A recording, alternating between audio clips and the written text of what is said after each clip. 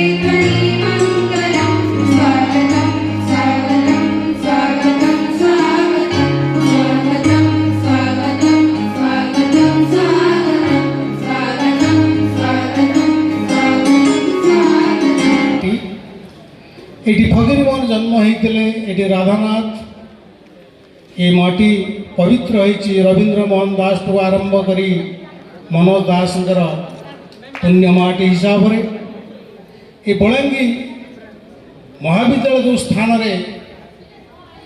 निर्मित होती ये मध्य उषा दौड़र एक मार्ग थिला। तेणु ये ऐतिह्यर माटी परंपरार माटी से माटी रे छिड़ा हुई ये बलांगीर डिग्री महाविद्यालय सांवत्सरिक उत्सवर ବାର୍ଷିକ ବିବରଣୀ ପାଠ କରିଛି। ସମୟର ଗତି ଅବଧାରିତ ଚାହୁଁ ଚାହୁଁ ଅର୍ପଣ କରିଛି। କେତେ ଉଠାଣି ଗଡ଼ାଣିକୁ ଧୈର୍ଯ୍ୟ ସହକାରେ ସବୁ ପ୍ରତିବନ୍ଧକକୁ ଏଡ଼ାଇ ଆଗକୁ ବଢ଼ିବାର ପ୍ରତିଶ୍ରୁତି ବହନ କରୁଛି। ବଲାଙ୍ଗୀର ଡିଗ୍ରୀ ମହାବିଦ୍ୟାଳୟ ଏକ ସହଶିକ୍ଷା ଅନୁଷ୍ଠାନ ଅଟେ। କଳା ବିଭାଗରେ ଇଂରାଜୀ, ଓଡ଼ିଆ, ଅର୍ଥନୀତି, ଗୃହ ବିଜ୍ଞାନ, ଇତିହାସ, ରାଜନୀତି ବିଜ୍ଞାନର ସମାନ ଶ୍ରେଣୀରେ ଶିକ୍ଷାଦାନ ବ୍ୟବସ୍ଥା ରହିଛି। ଅନୁରୂପ ଭାବରେ ବିଜ୍ଞାନରେ ଗଣିତ, ରସାୟନ ବିଜ୍ଞାନ, ପଦାର୍ଥ ବିଜ୍ଞାନ, ଉଦ୍ଭିଦ ବିଜ୍ଞାନ, ଜୀବ ବିଜ୍ଞାନ ଓ କମ୍ପ୍ୟୁଟର ବିଜ୍ଞାନ ସମାନ ଶିକ୍ଷାର ମଧ୍ୟ ବ୍ୟବସ୍ଥା ରହିଛି। ଆଜି ଅଭିଭାବକ ଅଭିଭାବିକା, ଛାତ୍ରଛାତ୍ରୀ, ସମସ୍ତ ଅଧ୍ୟାପକ ଅଧ୍ୟାପିକା ଏବଂ ମଞ୍ଚାସୀନ ସମସ୍ତ ମହାନୁଭବୀ ଅତିଥିମାନଙ୍କର ଏକ ମିଳନ। ସେଥିପାଇଁ ମୁଁ ଆନନ୍ଦର କଥାଟିଏ କହିବି। ସମସ୍ତଙ୍କୁ ଅଭିନନ୍ଦନ ଏବଂ କୃତଜ୍ଞତା ଜଣାଉଛି। ସାର୍ କହୁଥିଲେ କବିତା କଥା। ଏଠି ସମସ୍ତେ ଜଣେ ଜଣେ କବି, କାହିଁକିନା କିଛି ନା କିଛି ଭାବନା ସମସ୍ତ ପିଲାମାନଙ୍କ ମନରେ ଆସିଥାଏ। କେହି ମନରେ ରଖିଦିଅନ୍ତି, କିଛି ବ୍ୟକ୍ତ କରିଦିଅନ୍ତି ତାଙ୍କର କଲମ ମାଧ୍ୟମରେ। ଆମର ଭଉଣୀମାନେ ସୁନ୍ଦର ଭାବରେ ସଙ୍ଗୀତଟିଏ ପରିବେଷଣ କରୁଥିଲେ, ଫୁଲ କଥା କହୁଥିଲେ, ମାଟି କଥା କହୁଥିଲେ।